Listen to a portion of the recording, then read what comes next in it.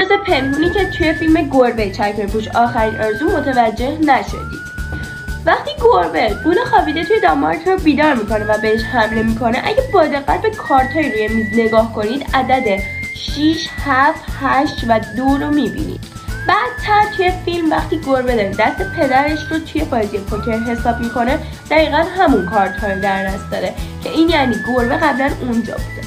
فکت بعدی، وقتی گربه و مرگ دارن برای اولین بار توی بار مشروب میجنگن، گربه از مرگ یک زخم میخوره که بعدتر میتونید همون زخم رو به وضوح روی سر گربه ببینید که این نشون میده دریمورکس چقدر به جزئیات توجه میکنه.